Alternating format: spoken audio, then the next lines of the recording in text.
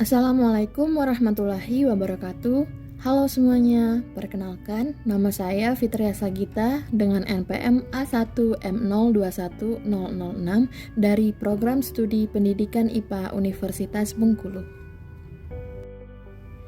Pada kesempatan kali ini, kita akan melanjutkan bahasan mengenai energi dalam sistem kehidupan, khususnya mengenai makanan sebagai sumber energi. Makanan merupakan sumber energi bagi tubuh manusia agar bisa berolahraga, belajar, dan melakukan aktivitas lainnya. Kita membutuhkan makanan sebagai sumber energi. Dengan asupan makanan yang baik dan cukup, kita dapat melakukan aktivitas kita sehari-hari. Zat makanan yang berperan sebagai sumber energi adalah karbohidrat, protein, dan lemak. Karbohidrat merupakan satu jenis senyawa organik yang terdiri dari karbon, hidrogen, dan oksigen. Mereka adalah salah satu sumber utama energi dalam makanan yang dikonsumsi oleh manusia dan hewan. Karbohidrat dibagi menjadi dua, yaitu karbohidrat kompleks dan karbohidrat sederhana. Sumber makanan karbohidrat kompleks yaitu misalnya beras, jagung, kentang, gandum, umbi-umbian, serta buah-buahan. Sedangkan sumber makanan karbohidrat sederhana yaitu seperti permen, kue, gula, sereal, dan masih banyak lagi. Adapun manfaat mengkonsumsi karbohidrat. Yang pertama, sebagai sumber energi. Kita memerlukan pemasukan energi dari makanan untuk melakukan aktivitas sehari-hari. Yang kedua, mengenyangkan. Karbohidrat lebih lama membuat kita merasa kenyang. 3. Mempertahankan massa otot. Apabila kita mengkonsumsi karbohidrat yang cukup, kita akan mempertahankan massa otot kita. Yang keempat, meningkatkan kesehatan. Karbohidrat yang cukup akan membuat seluruh fungsi tubuh kita menjadi sehat. Protein merupakan salah satu jenis senyawa organik yang terdiri dari rantai panjang asam amino. Mereka merupakan komponen penting dalam sel dan berperan dalam berbagai fungsi biologis di dalam tubuh. Protein juga dibagi menjadi dua, yaitu yang pertama adalah protein hewani.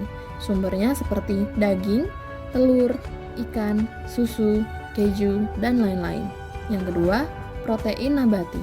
Sumbernya seperti kacang-kacangan, tahu, tempe, alpukat. Adapun manfaat mengkonsumsi protein. Yang pertama, sebagai sumber energi. Protein yang cukup berguna untuk tubuh kita dalam melakukan aktivitas sehari-hari karena tubuh kita memerlukan energi. Yang kedua, memelihara jaringan tubuh. Supaya jaringan tubuh kita berjalan sesuai fungsinya, kita memerlukan protein yang cukup. Yang tiga, mempercepat reaksi kimia. Enzim merupakan salah satu jenis protein yang berfungsi mempercepat ribuan reaksi kimia, baik dari dalam maupun luar sel tubuh. Yang keempat, mengirim sinyal ke tubuh. Selain dalam bentuk enzim, protein juga dapat berupa hormon yang berfungsi mengirimkan sinyal dan mengendalikan proses biologis antara sel, jaringan, dan organ. Lemak merupakan senyawa kimia yang mengandung unsur karbon, hidrogen, dan oksigen. Peran lemak untuk menyediakan energi sebesar 9 kalori per gram. Lemak dapat melarutkan vitamin A, D, E, K guna menyediakan asam lemak esensial bagi tubuh manusia. Lemak mulai dianggap berbahaya bagi kesehatan setelah adanya suatu penelitian yang menunjukkan hubungan antara kematian akibat penyakit jantung koroner. Hal itu disebabkan karena banyaknya mengkonsumsi lemak, sehingga membuat kadar lemak di dalam darah meningkat. Penyakit jantung koroner terjadi apabila pembuluh darah tersumbat atau menyempit karena endapan lemak yang secara bertahap menumpuk di dinding arteri. Lemak terbagi menjadi dua, yaitu lemak hewani, sumbernya adalah keju, susu, daging-dagingan, kuning telur, dan lain-lain. Untuk sumber makanan yang mengandung lemak nabati berasal dari kelapa, kemiri, kacang-kacangan, alpukat, dan lain-lain. Adapun manfaat mengkonsumsi lemak. Yang pertama, sebagai sumber energi. 1 gram lemak setara dengan 9 kalori. Yang kedua, sebagai pelarut vitamin A, D, E, dan K.